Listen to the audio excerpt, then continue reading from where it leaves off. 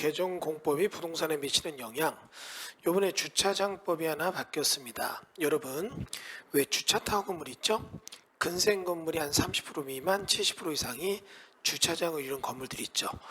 옛날엔 이런 게 이제 이마트나 웰마트, 까르푸 이런 걸로 쓰였는데 요즘은 분양 건물로도 많이 쓰이고 있습니다. 근데 이런 부분에 대해서 활성화되는 법이 나와요.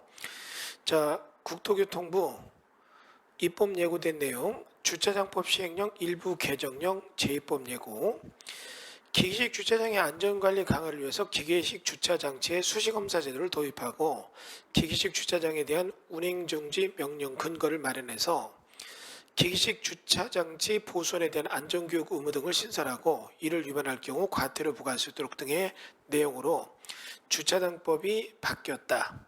수시검사 요건, 연기 절차 등을 정하고 행정명령 등에 대한 내용을 강화시켰다. 나오는데요.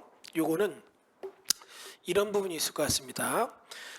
기계식 주차장이 있는데 유명무실한, 즉 법정 주차 대수만 채우고 가동되지 않는 거 있죠.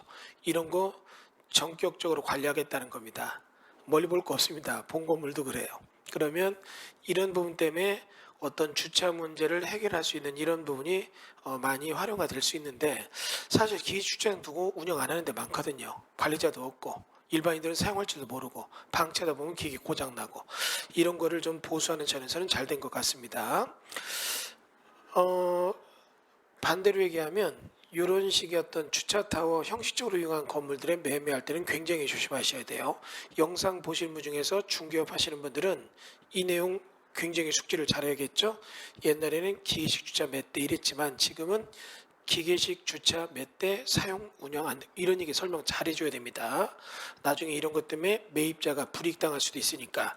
근데 이제 중요한 얘기는 뒤에 나오죠. 뭐가 나오냐면 지금 보는 것처럼 주차 환경 개선지구 지정을 촉진하기 위해서 해당 지구 내 주차 전용 건축물에 대한 규제를 완화하고 기식 주차에 대한 피해 보상 강화를 위해서 보수업자 가입에 대한 배상 요건을 강화했다. 여기서 눈에 탁 띄는 게 주차 환경 개선지구 이런 게 뜨죠. 주차장이 부족해서 난리가 난 거예요. 그럼 이럴 때 주차장을 많이 짓게 만들려면 어찌 해야 되는가? 자, 여기 보면 주요 내용. 주차 환경 개선지구 내 건축가는 주차 전용 건축물에 대한 규제를 완화한다.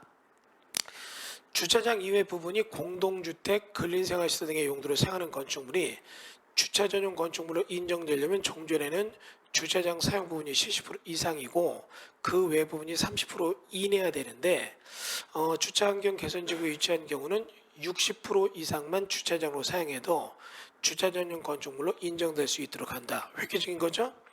옛날에 보면 이마트 건물 같은 게 주차도 건물인데 근생이 이제 전체의 30% 미만인데 지금은 앞으로 40% 미만이면 약 10%까지도 근생, 또 이게 주택법 적용 안 받고도 여러 호실에 공동주택을 질 수 있는데 이 주차타워에서는 그렇게 질 수 있거든요.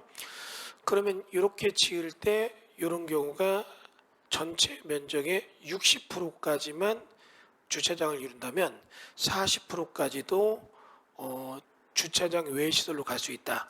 이런 부분에 대한 얘기가 강화가 됐습니다. 이런 뭐 기계 주차장에 대한 얘기, 운행 중지 뭐 이런 것도 있지만 이런 거는 이제 미시적인 시장이고 거시적 시장은 이런 주차 환경 개선 지구가 있다면 이런 데 나오게 되는 주차장들, 주차타워 건물은 70%가 주차장, 60%가 주차장, 가치가 완전히 바뀌겠죠. 자, 이런 거는 한번 깊게 새겨볼 만해서 말씀드렸습니다. 자, 이렇게 해서 우리 개공부 이번에 주차장법 개정되는 얘기 살펴봤습니다. 감사합니다.